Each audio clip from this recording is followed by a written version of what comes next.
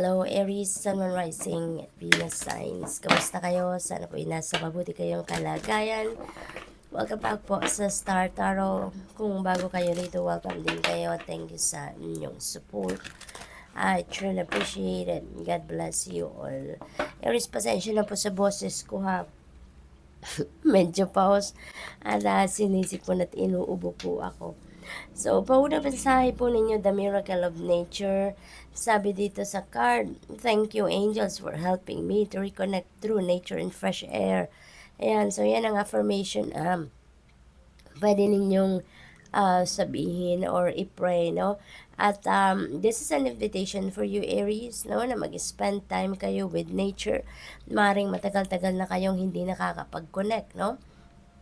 With the nature spirits at maaaring kailangan ninyo ito sa ngayon. Maybe some of you need some healing. Maybe ang iba sa inyo kailangan na magnilay-nilay. And, you know, being outside, no, with nature is very therapeutic, very healing, very rejuvenating, no? Kaya, kung ano man ang inyong sitwasyon, may problema man, o wala, o may iniisip man na malalim or hindi, you know, once in a while, talaga, connecting with nature is the best thing to do para makapag replenish kayo of lost energy at saka makapag ground kayo ng inyong sarili. Move your body. Thank you, angels, for motivating me to move my body and energy. Ayan, no, Aries, siguro confined lang kayo lagi sa bahay with trabaho or maaaring sa opisina din with trabaho. Siguro you've been working long hours, you know, mga ganon. At siguro wala na talaga kayong time, ano, para sa sarili ninyo. Maybe you don't have time para mag self-care, diba? Or mag-unwind, kasi dito move your body. So this is inviting you to to move your body, engage in physical activity, sumayaw, maglakad, you know, mga ganon, mag-exercise kung fit kayo, no, to exercise, yung ganon ba, no, Aries, you need to, yung parang igalaw-galaw ninyo yung inyong katawan so that you can also release tension, you can release negativity, no, sa inyong energy field. We have a spiritual abundance, beautiful energy. Thank you, angels, for blessing me with infinite abundance. Napakaganda. Infinite na abundance pa, hindi ba? Walang katapusang kasaganaan, ang paparating sa inyo, Aries, which is really beautiful. So, sabi din dito sa prayer, no? Thank you, angels, for blessing me with infinite abundance. Kahit wala pa yan, no? Kung hindi pa man yan dumadating na abundance sa inyo, ipagpasalamat nyo na, no? Maraming pera ang paparating. No? Gold coins ang nasa kamay ng angel na to. Kaya maaaring yun ang ibibigay sa inyo ng universe. Abundance of money. No? It could be abundance of anything then, but definitely there is abundance of money coming your way. Yun ang pinapakita sa kamay ng angel na ito. We have synchronicity. Napakaganda rin kasi ginagabayan kayo ng universe by sending you signs and synchronicities. Sabi dito, thank you angels, I trust your well-timed guidance and signs. So be on the lookout, no? For those signs, symbols, and synchronicities that are being sent to you.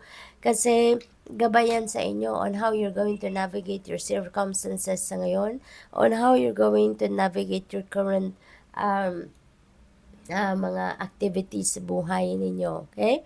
What else? We have signs from heaven. You're so blessed, Aries. You are so blessed. Binibigyan kayo dito ng signs, symbols, and synchronicities. Ini-stress out din sa inyo sa card na to na there are signs, no, from heaven as well na binibigay talaga sa inyo. Reminders, no? Reminders na kung ano na ang dapat ninyong gawin or saan na kayo dapat tumayo, saan na kayo dapat pumunta, yung gano'n. So, maaari din ng iba sa inyo dito, naghihingi kayo ng specific sign to confirm kung ano din yung inihihingi ninyo ng confirmation, kung anong sitwasyon, diba? So, be on the lookout for that signs na pinapadala sa inyo. Kasi ito na, magkakaroon na ng kasagutan yung inyong hinihintay, no? Take a step back and prayer that you can say, thank you angels for helping me to step back from what's not serving me. Yan, this is really beautiful as well. Kasi iniimbitahan kayo dito na i-release nyo na, mag-step back na kayo doon sa mga bagay, tao, sitwasyon na hindi na nagsiserve ng inyong highest good. Kung ano yung mga hindi na nagbibigay ng positibong vibe sa inyo, hindi na nagsusupport ng inyong soul's growth, ay wala nang dapat room yan sa buhay ninyo, Aries. Let go nyo na yan, i-release nyo na yan out of your life, no? So that you can make room for the newness, so that you can make room for this abundance to come. Para wala nang negativity sa buhay ninyo, wala nang clutter sa buhay ninyo, okay? We have transformation. Yan, merong mga pagbabagong magaganap dahil sa dami ba naman ng blessings na paparating sa inyo, talagang magbabago ang inyong sitwasyon sa buhay. At sabi dito, thank you Sadkayal for supporting me to transform my past challenges. Spiritual, anong tawag dito? Yung pagbabagong ito, you know, feeling ko it's going to start on a personal level. Aries, the way you perceive things, the way you look at things, diba? Parang doon kayo magsisimula. And of course, it is going to be like a domino effect. Kasi, aayusin nyo na ngayon kung ano ang kalakaran sa buhay ninyo, papaano ninyo tinitignan or tinatrato ang mga tao or bagay, sitwasyon sa buhay ninyo, and that is going to have an effect, no? A positive effect on other areas of life. Kaya parang magkakaroon dito na malaking pagbabago sa inyong sitwasyon. So what else? We have shine your light. Archangel Uriel, sabi dito sa prayer, thank you Uriel for helping me to share my light with the world. Ayan. So, Archangel Uriel is also helping you at this time, you know, para mailabas din ninyo yung sarili ninyong liwanag, so that you can also assist other people, no, to find their own light. So ito yung inyong mission sa ngayon, Aries. Mag-share kayo ng inspiring words siguro. Maybe yun ang ginagawa ninyo na talaga, no?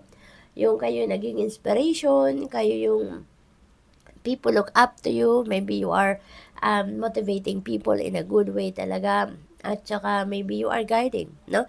You're guiding a lot of people. Maaaring spiritual guide talaga kayo, spiritual counselor, mentor, teacher, mga ganon, no? So good luck Aries, thank you for watching Love and Light, namaste.